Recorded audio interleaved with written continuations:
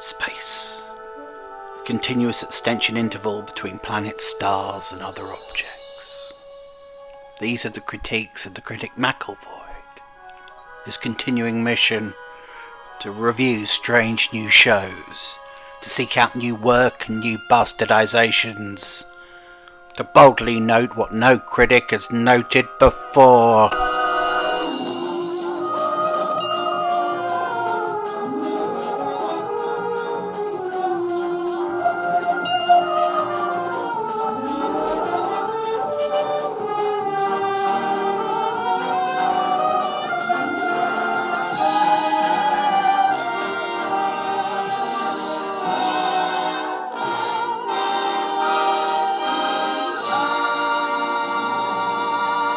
The sun is out, the sky is blue, there's not a cloud to spoil the view, but it's raining, raining in my heart.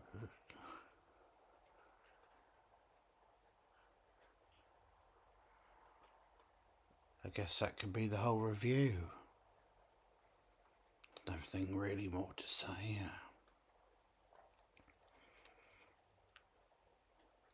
I don't know, how do you talk about desolation? Being completely hollowed out. Having the worst experience of your life.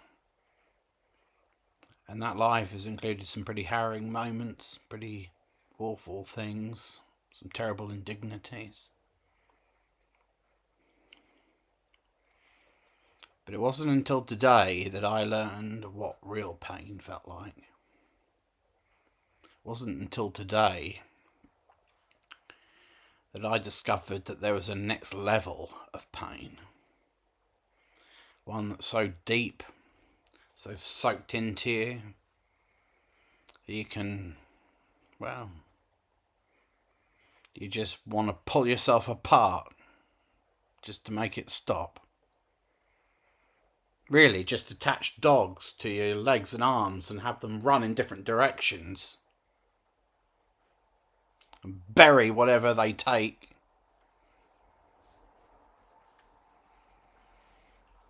I could have waited to do this review. I should, perhaps, sleep on it first. You know, there's a terrible storm outside. It's pouring with rain. It's an awful night. It's like, you know, the heavens knew. But I'm not going to do that. I can't wait. Because I don't want to be thinking about this episode tomorrow. I want to void it from my memory and from my body. And I want to go back to being the man I was before I saw it. So I'm going to put it into you. This is the equivalent of me being a Vulcan, putting my hand on your head when the body's end is near and saying, remember. And it's a terrible burden for you, because thanks to this video, you will remember this episode, perhaps for all time. Perhaps one day it will be the extra feature on the physical media copy of this thing that will only have a physical media copy, because otherwise no one could believe that it existed. How did professionals get together in the television industry and create this? Just so we're clear on what I'm talking about, we're talking about episode 8 of season 3 of Star Trek Strange New Worlds. It's called 4.5 Vulcans. Spock is the half. And what's it about? It's about nothing. An episode about nothing. You want to know the story? There is no story. I'll tell you what happens, if you like, by way of summary. Years and years ago, pre-Federation, the Vulcans built a nuclear power plant on a planet somewhere for some aliens. And now it's failing. One plant to power a whole world. This thing is due to go into meltdown. Apparently, because of the Prime Directive, this being a pre-warp civilization, they can't just send people down to repair it from the Enterprise. The only other race that these people know about are Vulcans. And apparently they have sensor technology which is so sensitive that it would pick up another alien race made up to look like Vulcans. Although, as far as these people are concerned, there are only two species of humanoid life, themselves and Vulcans. So why would they have any kind of scanner or device that was calibrated to check about aliens which they don't know exist? I mean, do you at home have a device that's designed to measure things you know nothing about? I mean, but literally nobody knows anything about? The whole society knows nothing about? And even if, an alien did register on this device, they wouldn't know what it was telling them, would they? I mean, they wouldn't know anything. So, that ostensibly is the reason why the four officers beaming down with Spock, Pike, Uhura, La'an, and Chapel, have got to become Vulcans to fool the scanner. It's easier to take an alien virus like the one they used to turn Spock into a human a season or so ago and use it to turn them into Vulcans than it is to use 23rd century technology to simply produce a false sensor reading for these primitive scanners.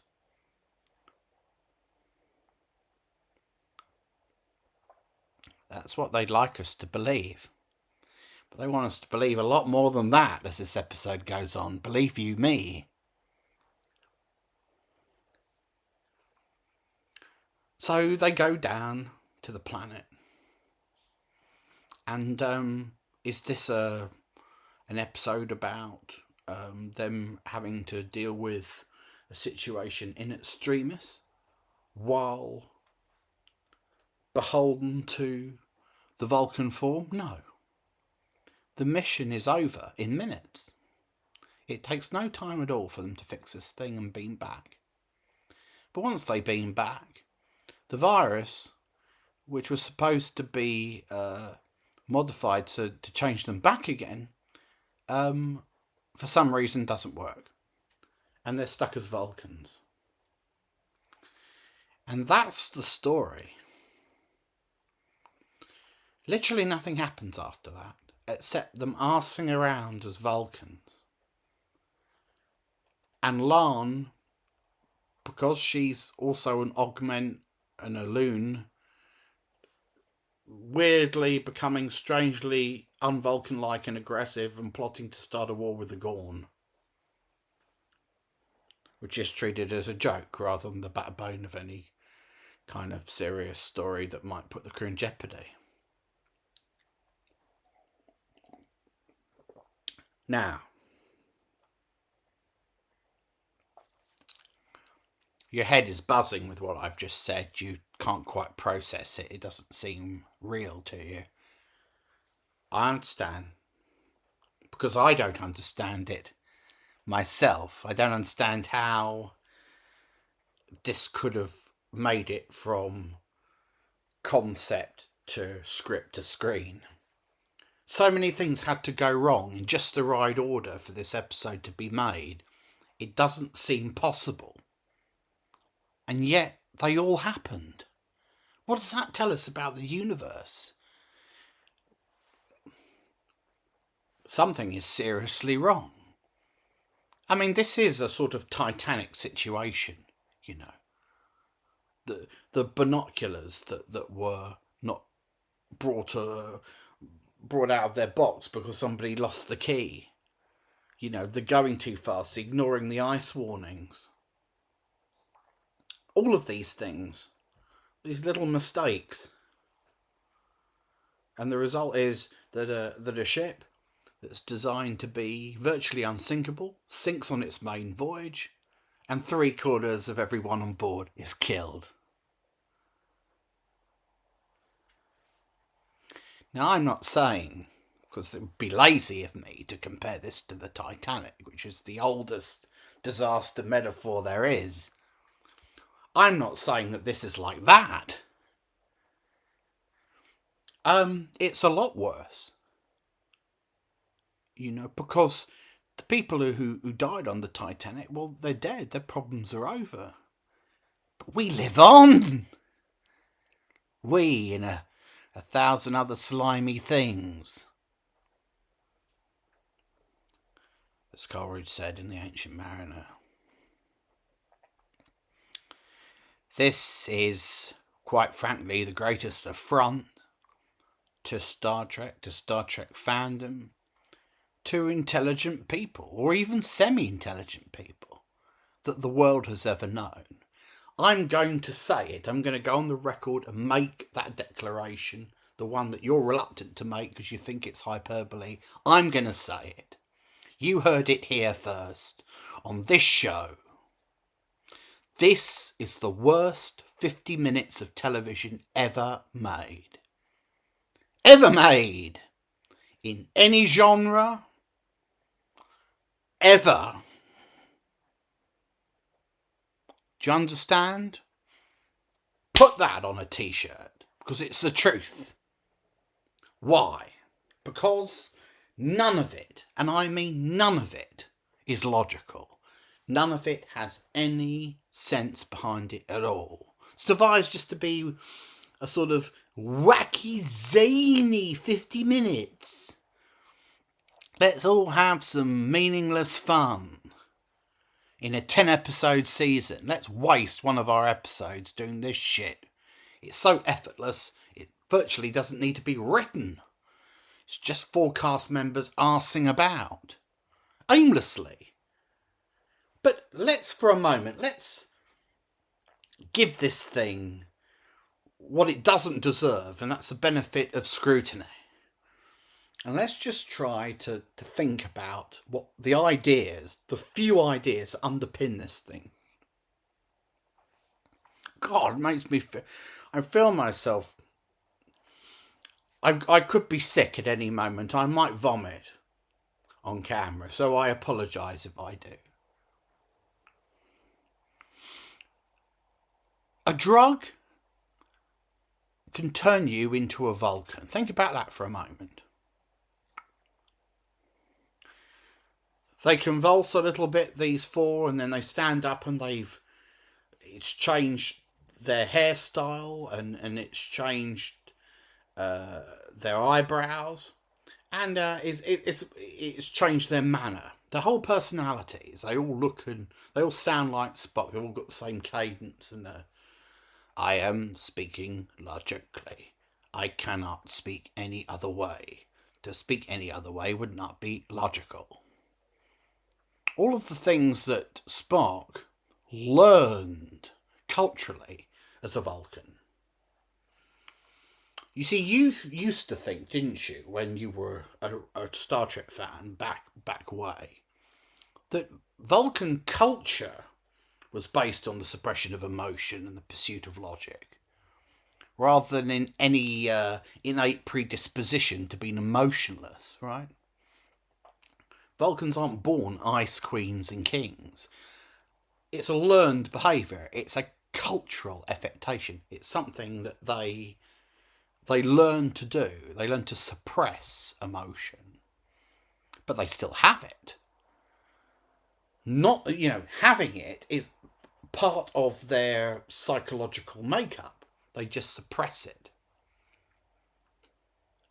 But on this show, which is written by people who basically have a mental age of 13. The idea is that Vulcans are that way naturally by genetic predisposition. And if I transform you into a Vulcan with a virus, if such a thing were possible, not only do I endow you with all of these traits automatically, but I can also give you the Vulcan capture, the living spirit that differentiates Vulcans from other species. I can give you a spiritual dimension with a drug. Rather than you having a spiritual experience, hey man, the ultimate trip. No, and do it and give it to you innately with a virus. Does that make sense? When Spock became a human, we all wondered why he'd forgotten to be Vulcan. He had to be taught to act Vulcan by his crewmates, which was mystifying, wasn't it? Because Spock had spent all of his life being taught how to be a Vulcan. And he's now got to rely on people like Ortegas to fucking tell him how they're supposed to sound and move.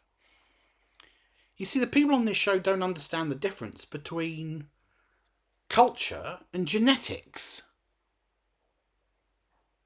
You know, if I'm a cold, dispassionate, emotionally retarded being as a human, I'm going to be that way as a Vulcan too, aren't I? The only things I'm going to gain being a Vulcan are a longer life, additional strength, and telepathy. But I'm still going to be a bastard, aren't I? Aren't I? There's no way around it. I'm not suddenly going to be doing an impression of Leonard Nimoy.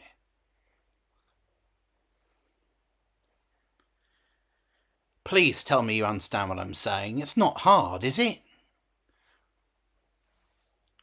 They talk about Vulcan abilities in this show, but they mean Vulcan traits. Because they don't use any of their Vulcan abilities.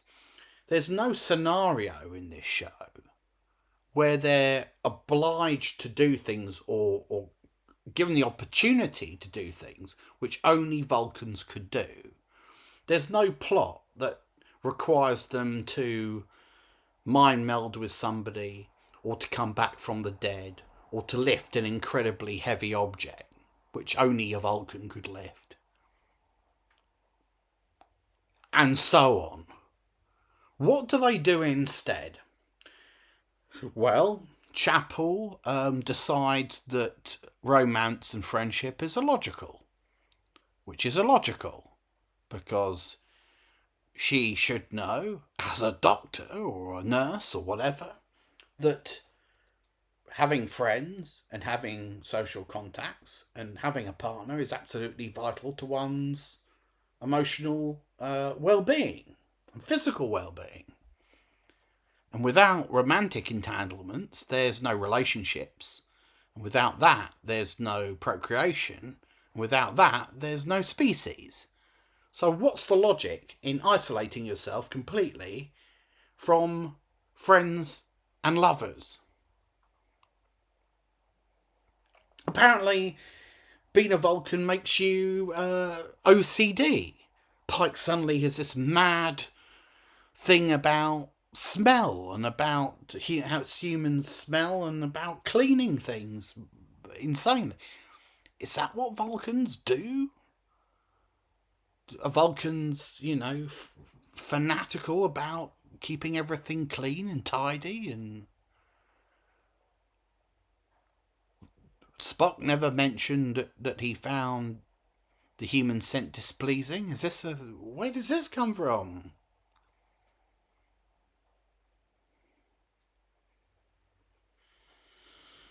And then, of course, there's Lon, who, yes, for some reason it all sort of goes wrong with her and she starts to become a warmongering lunatic. Which is ascribed to her augment, half interacting with her Vulcan half. It's kind of the logic of the tyrant, if you like.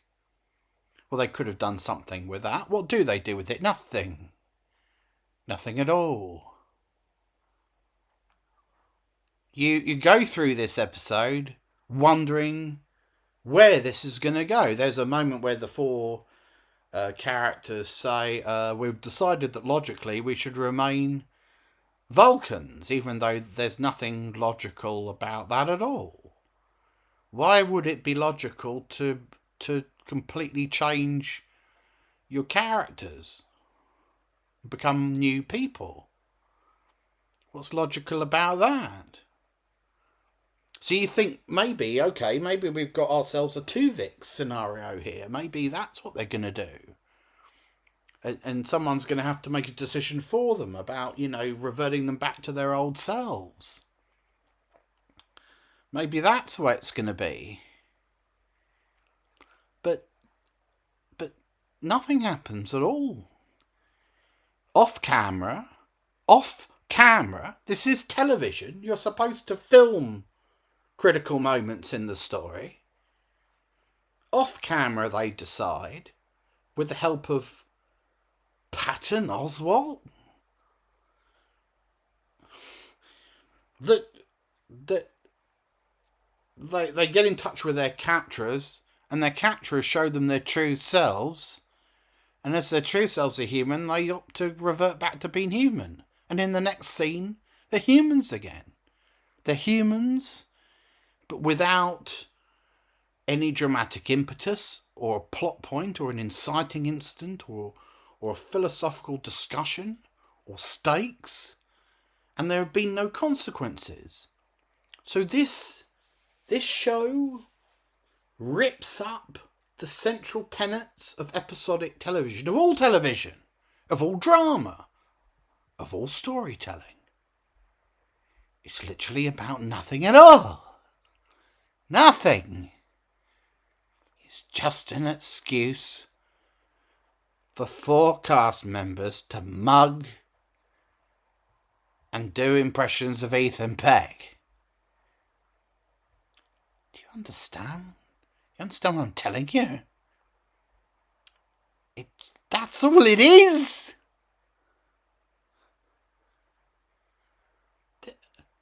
This is Star Trek.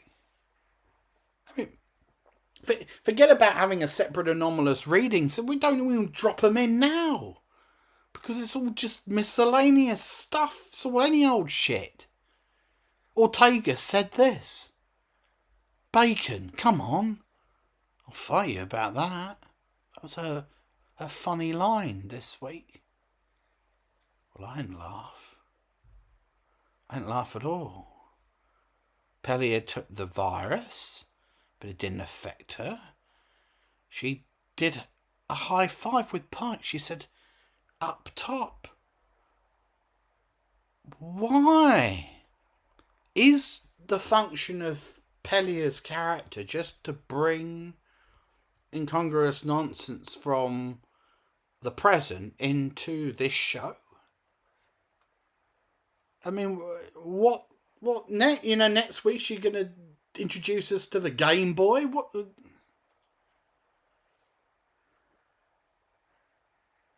Hey, did you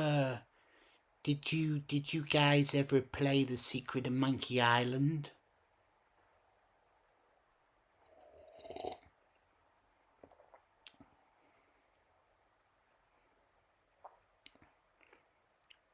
Why was Pike allowed to remain in command as a Vulcan?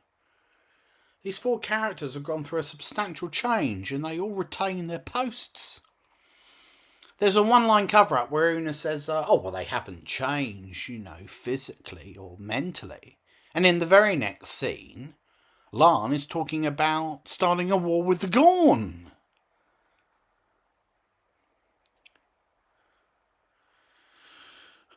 Oh yeah, Kirk was in this episode. Kirk showed up just so he could drink with Scotty, and there could be a little bit more foregrounding of the original series.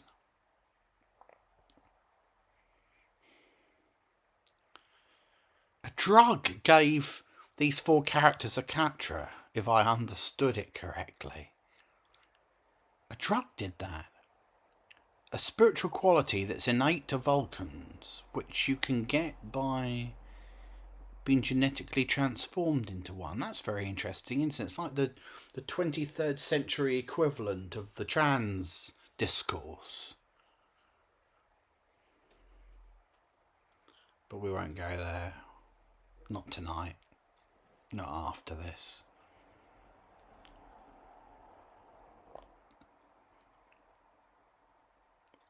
Oh, I'd forgotten. I'd forgotten how it ended. It ended with Lan and Spock dancing it out in Lan's mind palace. They danced it out in a mind palace.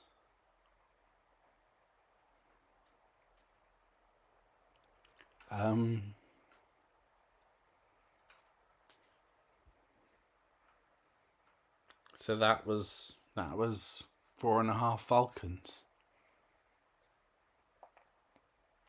It was 50 minutes long, 50. It took 11 minutes to set up the complete and total absence of plot. 11 minutes, the teaser.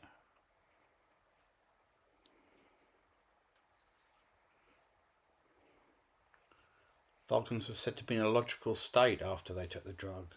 A logical state. But logic isn't a state, is it? It's a way of thinking that is learned. Oh, there was a plucky comic score as well, just in case you forgot when to laugh. I forgot. I don't think I'll ever laugh again. So congratulations, Kiva Goldsman and Henry Alonso Myers, the people who run the show, and Alex Kurtzman, who laughed his way through the dailies and said this is going to be the best show we've ever done. Best show we've ever done. The people who take over Paramount are going to give us another 5 years contract when they see this. Congratulations to all of you. You've broken me. There's still only 2 episodes to go. I thought it would take to the end of the season at least, but no, you've done it. Done it in just 8 episodes. Does it matter what's left in the season? Does any of it matter now? Does life matter? Do you matter? Do I? What's the point of living when this is what we're offered as so-called entertainment?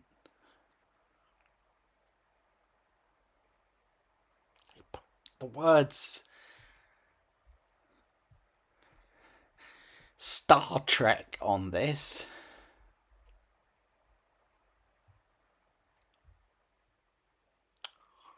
Rick Berman, I'm so sorry for all things I said about you years ago.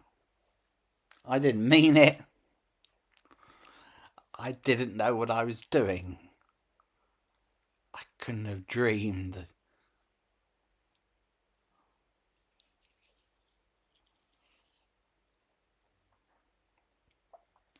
Four and a half Vulcans. 4.5 Vulcans.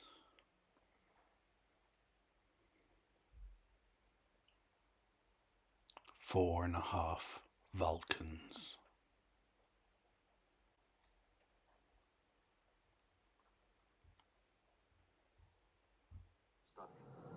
Close the channel, Mr. Worf. Gladly, sir.